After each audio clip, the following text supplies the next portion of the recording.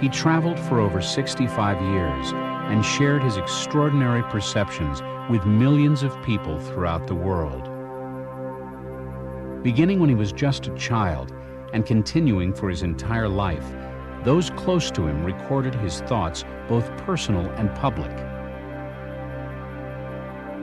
Krishnamurti insisted that the mind could be free from conflict and ignorance, and asked that we discover for ourselves an intelligence which possesses truth, beauty, and compassion.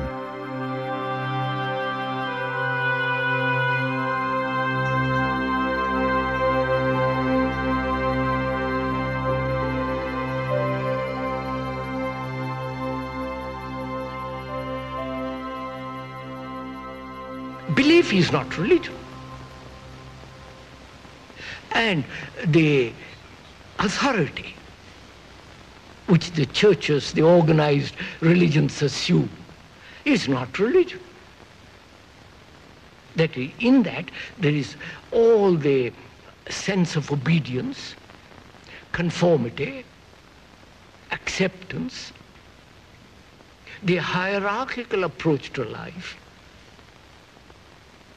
the division between the Protestant, the Catholic, the Hindu, the Muslim and all, that's not religion.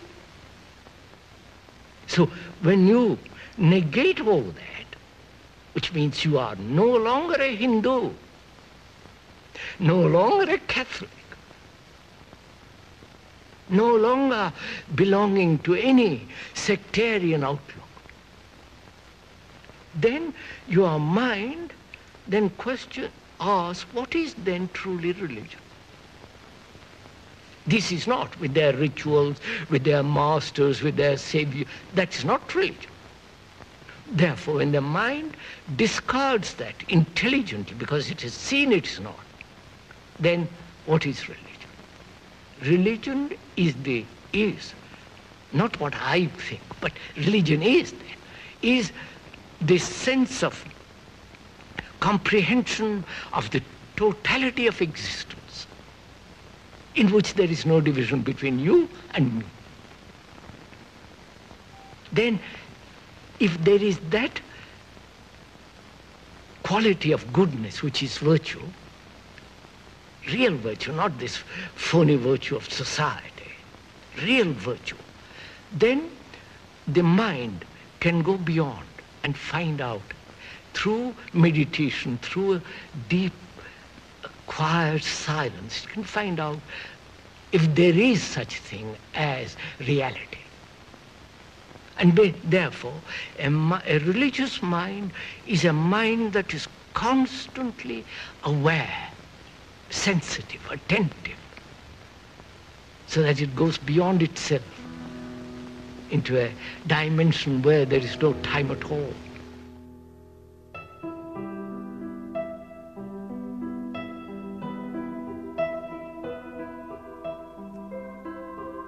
There are no methods that lead to the eternal, no masters or saviors to turn to. The truth Krishnamurti asks us to discover is alive, infinite, and immediate, much too subtle to be captured in a word or with imagination.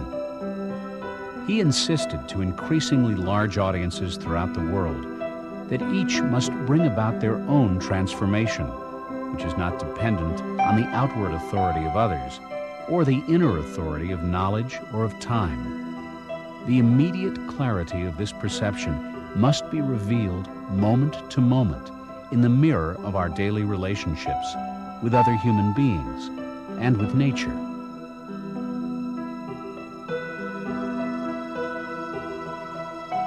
Unless I fundamentally change, the future will be what I am now.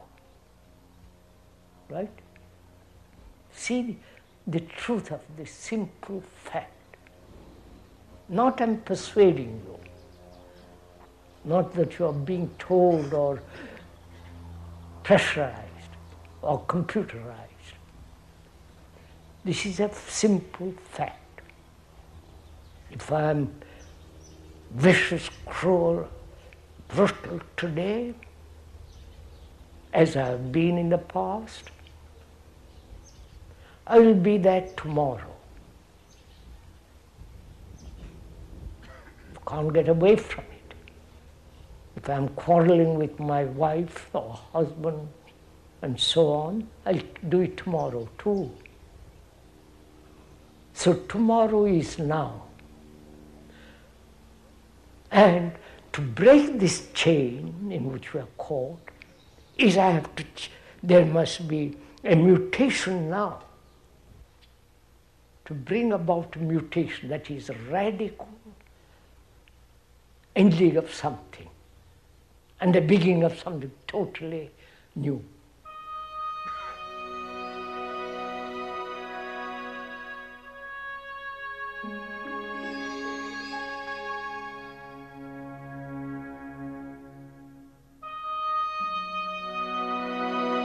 To stand alone, to be a light to ourselves. The teachings of Krishnamurti imply a sensitivity of perception and immediate awareness of the limitation of our own thoughts and of the knowledge we have gathered about ourselves and of others. They ask that we question our traditions, our beliefs and rituals, our myths and masters, and to realize that they hold no place in the transformation of the human mind.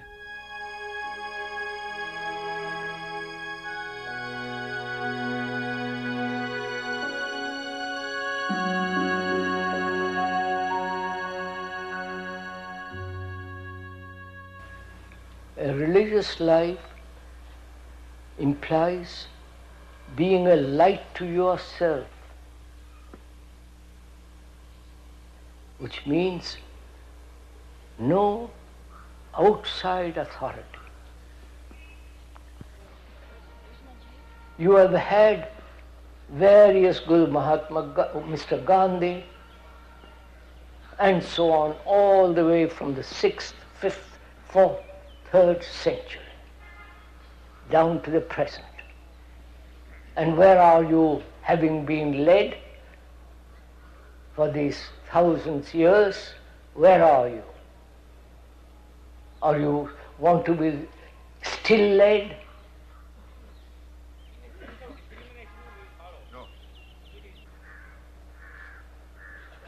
So we are asking you courteously, if you have thrown away your traditions.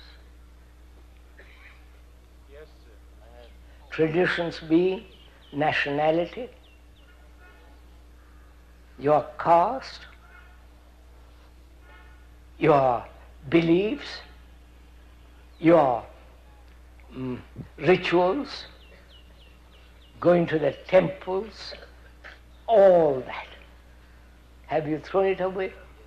No, sir. No? No. Then how can you find out what a religious life is when you are blind?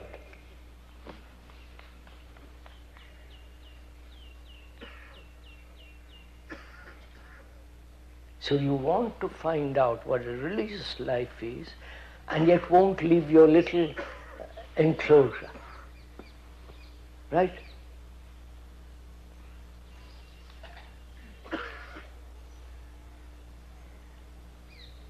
What are we all playing at, sirs?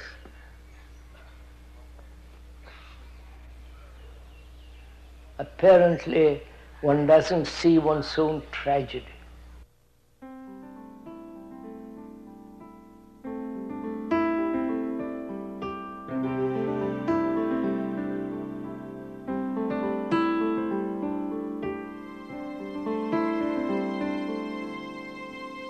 Care for the land and keep the teachings pure. Just before his death, this is what Krishnamurti asked of us, that we care for the land and keep the teachings pure. His life and teachings were filled with a deep care and affection for nature, a true citizen of the world, and yet he found in the Ojai Valley a home.